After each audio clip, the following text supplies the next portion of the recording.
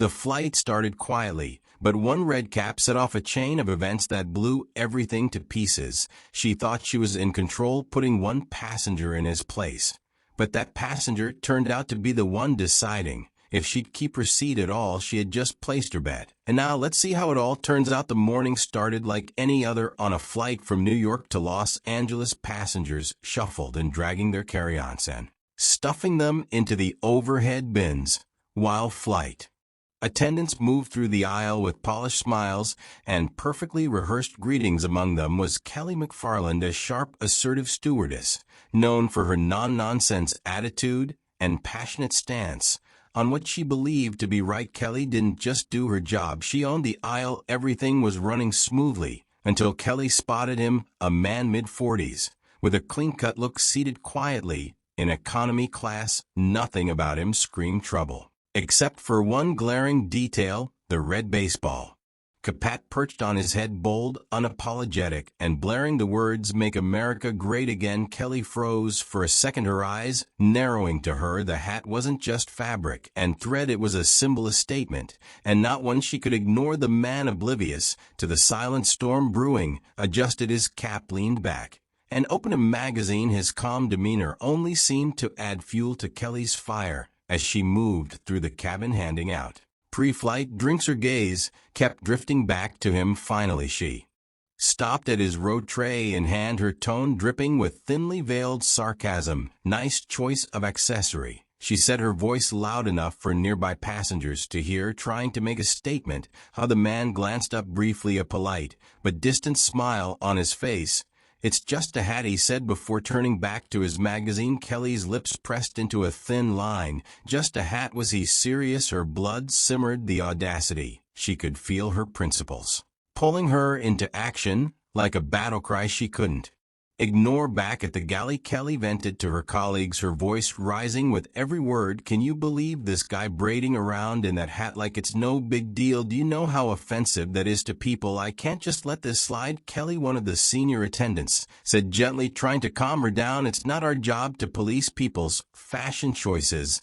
Let it go. Focus on the flight. Let it go." Kelly scoffed. "We have rules about offensive behavior on board. That hat is offensive." End of discussion. Ignoring her colleagues' attempts to de-escalate, Kelly marched back down the aisle, her heels clicking sharply against the floor. Stopping in front of the man, she crossed her arms and stared down at him. "Sir," she said, her voice firm and formal, "now your hat is causing discomfort to other passengers. I'm going to have to ask you to remove it." The man slowly closed his magazine and looked up at her, his expression calm but unwavering. "Thank you for your concern," he said, "but I'll keep it on." The firmness of his tone only fueled Kelly's determination. Her voice dropped colder. "Now then, I'm afraid I'll have to inform you that this behavior violates our policy. Either you remove the hat or you'll be asked to leave the flight." The air in the cabin grew thick as passengers began to murmur, the tension palpable. Some exchanged wide-eyed glances,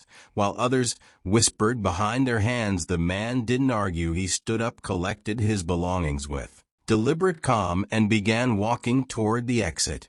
Without a word, Kelly's victory felt hollow as she watched him leave. His unflappable demeanor, his refusal to react or argue, it gwed at her, as if she hadn't won at all. But she shook it off, telling herself she had done the right thing. After all, someone had to stand up for what was right. As the plane doors closed and the flight prepared for takeoff, Kelly returned to her duties, her head held high.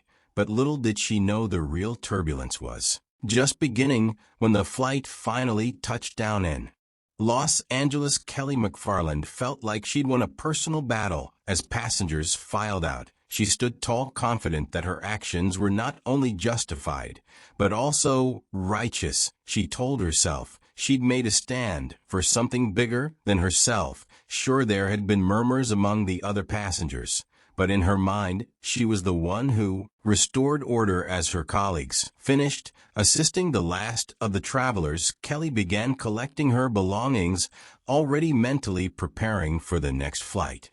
She couldn't wait to share the story with her friends about how she handled that guy with the hat.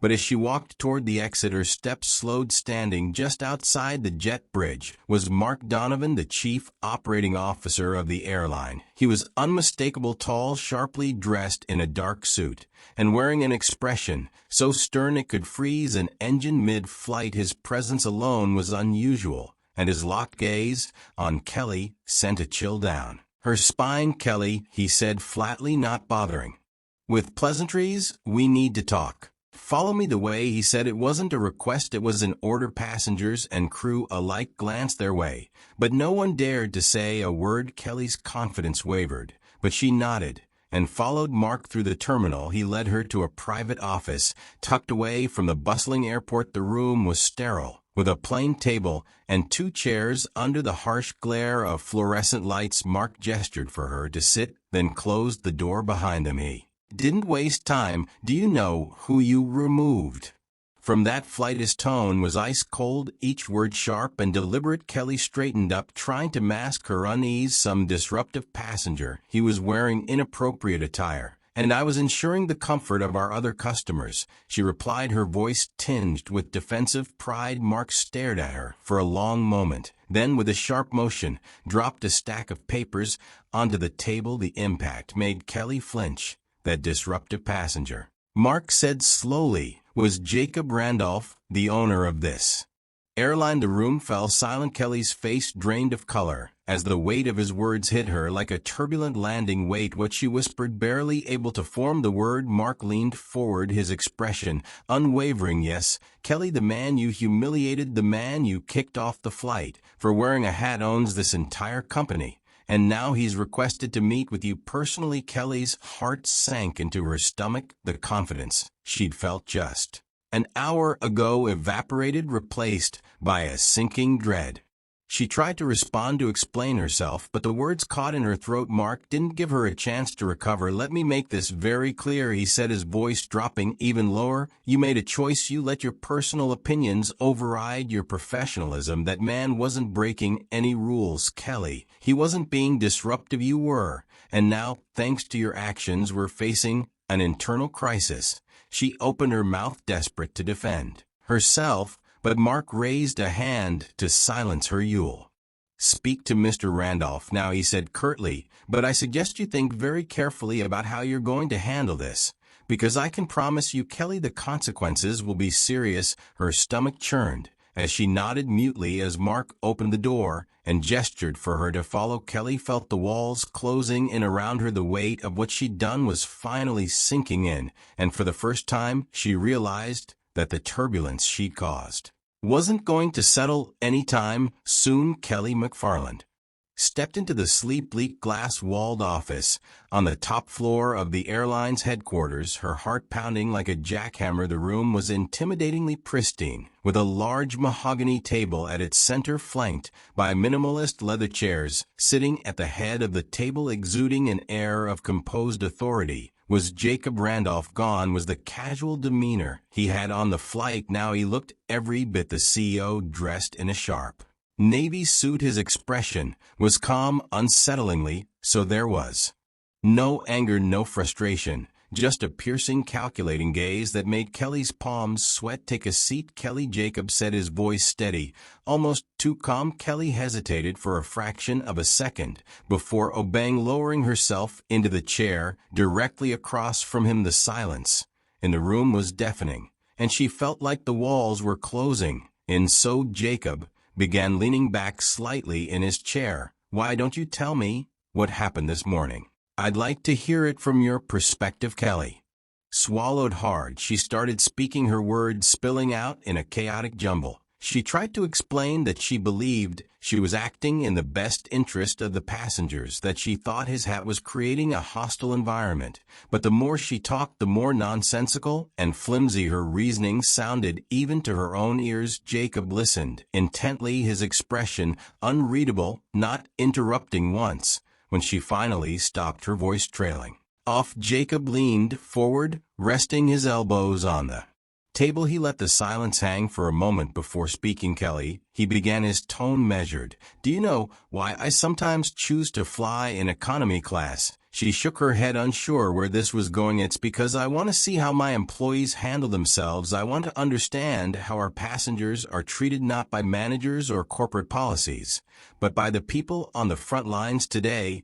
I got a very clear picture. Kelly's stomach dropped. You decided that your personal beliefs gave you the right to publicly humiliate a passenger. Jacob continued, his voice remaining calm but laced with steel. You didn't ask me why I was wearing the hat. You didn't consider that I was sitting quietly bothering no one. You assumed, and in doing so you made it clear that your judgment comes before professionalism, before our company's values. Kelly opened her mouth to respond, but Jacob held up a hand, cutting her off. Let me be clear, he said. This company stands for respect for every passenger, no matter who they are or what they believe. If you can uphold that, Kelly, then you have no place here. The finality in his voice hit her like a ton of bricks. Her mind raced, searching for a way to salvage the situation.